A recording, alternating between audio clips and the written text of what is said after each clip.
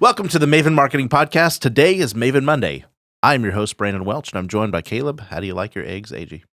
Scrambled every time. You are a scrambled guy. I'm a scrambled guy. How about you? Yeah, you know what? Over medium. Over medium. Every time. All I don't right. like scrambled.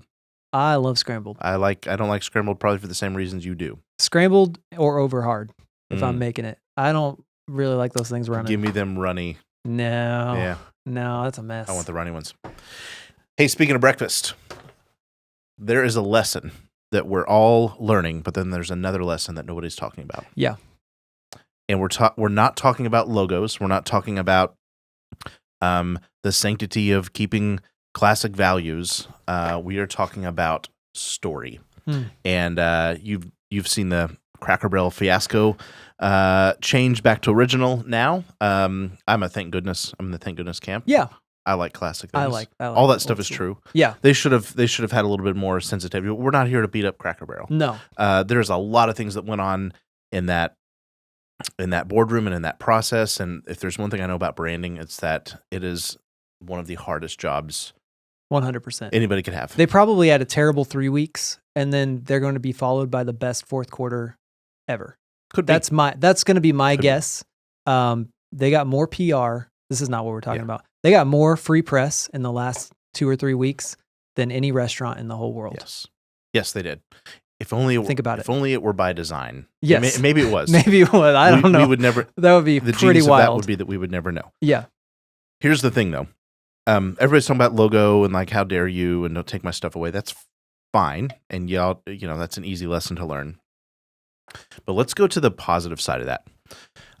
This episode is actually going to be called, I don't know who needs to hear this, but keep telling your story. And then we just kind of realized at the last minute, oh, you know what? That's exactly what Cracker Barrel did as well. So quick other story. We were on our Mastermind call this week. Hey. You should join it. How do you get on that Mastermind call, Caleb? MavenMethodTraining.com. I'll say that again. MavenMethodTraining.com. You can go there. Read all about it and sign up. We are making all things about all businesses better with marketing communication on this bi-weekly call.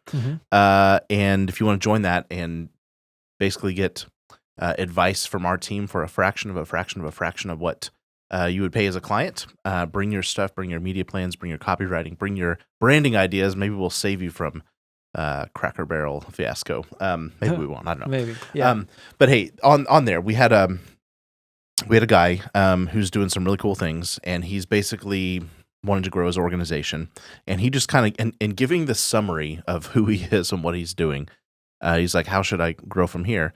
I'm like, "Hold on, wait. You have done that amount of impact in an 18-month period." He just spouted off some things like they weren't any big deal, and he goes, basically, I'm not being mean to him, but he's like, "What should my message be?" And I'm like, "You missed it, dude. You have the it's message right there." Yeah. And so, secondary title of this episode is "Do Not Stop Telling Your Story." And what happens as leaders, as entrepreneurs, we have done so much inside the bottle. We have done so much grinding and lost sleep and lost hours, and we have told the story to ourselves hundreds of times and to others hundreds of times. And I think we just forget how special that is. And a lot of people stop telling the good thing long before it's about to be their rocket fuel. Yes. And so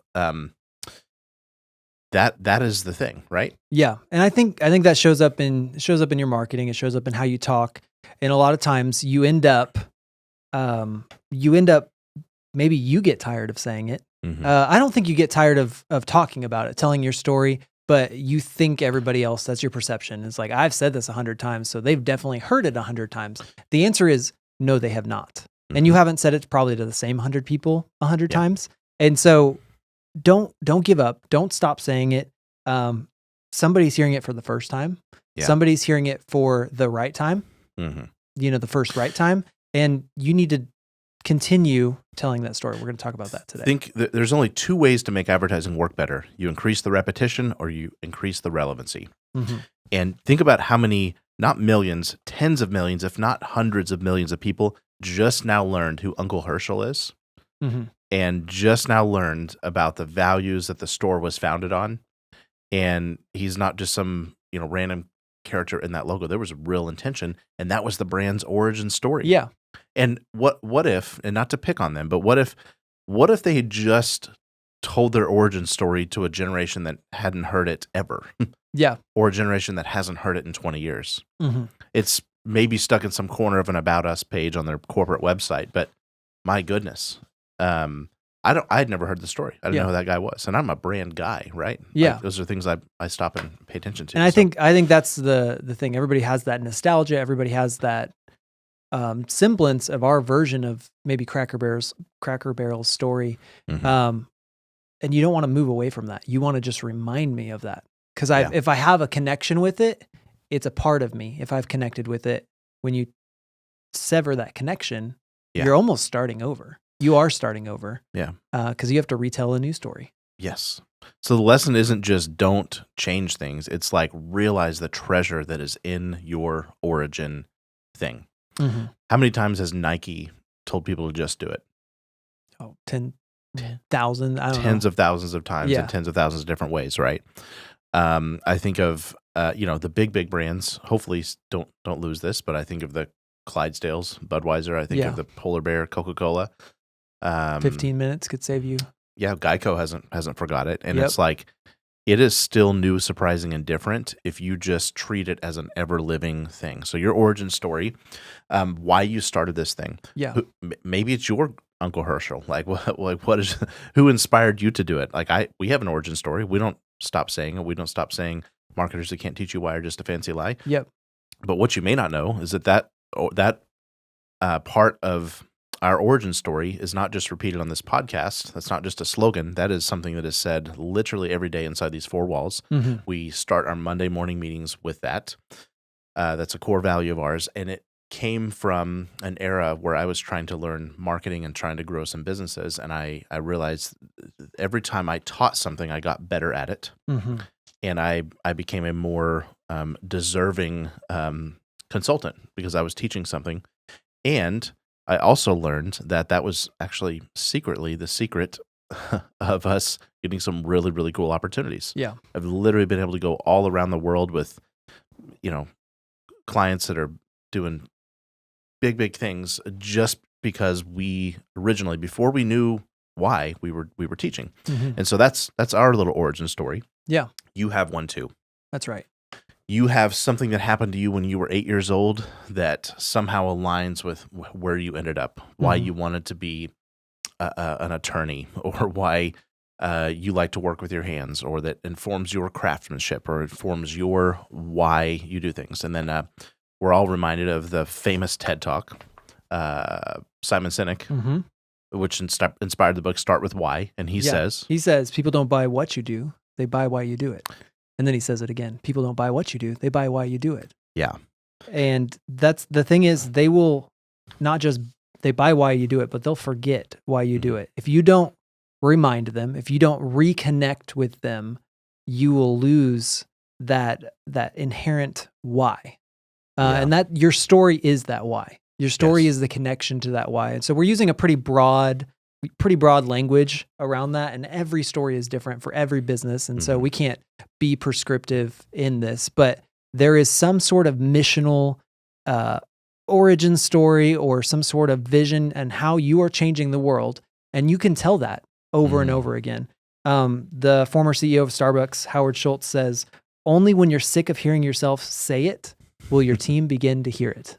Little company called Starbucks. A little company called Starbucks. And when you are sick of saying it is when everybody else will start to hear it. And so that's why we're having this episode today, because somebody out there, you think your message is dead.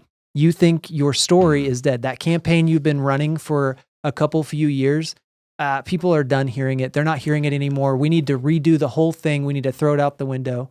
Take a lesson from some big brands out there. Don't throw it out the window. Now, there are times to pivot your message. There are times to focus on the other character than the main character. Yeah, there are times to approach it a little bit differently, but we don't throw out the story. Yeah, I think I can say this. The student we're talking about in the Mastermind the other day, he's building homes for people in Ukraine. And we were like, you feel like you've come and told that story. Hey, I took the money you donated, and I went and built this house. And it's like, you've only told it from your vantage point. Tell it from the homeowner's vantage point. Tell it from the kid's vantage point. Tell it from the dog's vantage point. Mm-hmm. And you can drop people off in the middle of that story, and it looks different. Like, those movies that have prequels, and you see the same storyline, but played through a different set of eyes. Yeah. There are also those movies, and I can't think of one right now. Carter would help us, where it's like multiple vantage points. Oh, yeah. And then at the end, they all come together, and you realize, you were seeing the same story. That's your campaign. 9 times. Yeah. And whatever got you crazy enough to do this thing in the first place is still motivating. And let's just pretend you weren't changing the angle. You should change the angle, but let's just pretend you weren't. By way of attrition and media fragmentation alone, there are new people who have never heard it. And just like the origin story we all know to be true now for a Cracker Barrel, which makes us want the old thing even more, there are people wanting your old thing even more. It's the first time they've heard it. So yeah. So just for the record, we're saying tell the same story. Don't lose that heartbeat behind your business. But we also, if you're thinking about big TV campaigns or radio campaigns, we run new ads on a regular basis. We are constantly changing our traffic, our ads. But the story, the core heartbeat of those ads has not changed inside of that. We are just walking up to it from a different angle and a different approach at different times. And you may be saying, I'm not building homes in the Ukraine or saving, refugees or whatever. Your origin story is in there, how you want to change the world. It may be that you're rescuing the world from overpaying for whatever you sell. That literally could be it. Is like, I've seen too many people get screwed over by shysters, and it's my mission to stop that. There are 100 ways you can say that story. I think about my friend Joey, who has a roofing company, and you think, well, what's inspiring about a roofing company? Well, he's like, I envision a world where people can be lifelong friends with their roofer. Sounds like Joey. It sounds like Joey. Yeah. But think about that. Like, all of the transactional stuff that goes around a house, and that's his roofer way of saying, I want to be your friend. And wouldn't it be nicer to have a friend that you feel good about doing business with and somebody you just have to? So, hey, it's a simple point, but it is a powerful point. Repetition breeds reputation, and you are what you repeatedly do. So just repeatedly do the thing you want to become, and the world will treat you like that. They will show up, and trust me, even when it's not exciting to you, they will be excited about it. Yeah. If you've never had somebody help you articulate that story and read back to you why you're special, it takes an outside party. And that outside party could be, your mom or your dad, or it could be a trusted friend. It probably should be somebody who doesn't mind shaking you up a little bit. Yeah. Or we would be happy to be that. Or badgering you with questions. Yes. No. What is it really? No. What is it really? Our origin stories for our clients take days to pull out of them. Yes. You add up all the time we spent grilling them, it's days. And then they develop over years. We'll consistently find deeper levels of that origin story, and we're like, oh, okay. Now it goes further. There's a client we just had in today, and we had worked with him for a long time. I mean, a couple years at least. Before we figured out he had a tattoo that was really like iconic, or not iconic, but nobody had seen the tattoo except for his friends who go to the pool with him, I guess. But he has a tattoo that had like a big part of his origin story tied into it that ended up why he wanted to do what he did. And we made a commercial about that tattoo. It's probably the most viral commercial that we've made. Yes. And people ask him about it like all the time now. And so even his church friends, that was like really weird for him. So like, you really have a tattoo? He's like, yeah. So anyway, there are different angles you pull out, and we just kicked the door back open again. But if you've never had somebody help you do that, join the Mastermind, even if it's just for a month, and like bring your thing and be like, help me articulate this in a better way. MavenMethodTraining.com. You can sign up, and we'll get you right in. And but if not, the bigger point there is find somebody who is willing to grill you and say no, why, no, but really why. I'm telling you, after doing this for 15 years, it takes hours and hours and hours to finally get to the thing. So go do that. Find your story. Tell it some more. There is always a new audience, and who you are is unique and wonderful. Don't reduce yourself to some, shallow set of marketing tactics and cliche phrases. You have a story worth telling. You have an Uncle Herschel, and don't forget that. Yeah. Cool. We'll be back here every week answering your real life marketing questions. Because, repeat it again, marketers who can't teach you why are just a fancy lie. Have a great week.